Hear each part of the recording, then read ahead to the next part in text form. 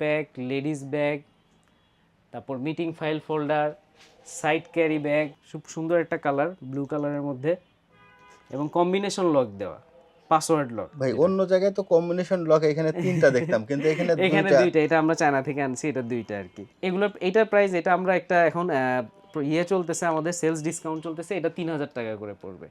এই একটা office bag ব্ল্যাকের মধ্যে, এটা সাইড ক্যারি করার জন্য। এগুলোর এগুলোর প্রাইস মধ্যে কেমন? অনেকগুলো, এগুলো পড়বে 1800 করে।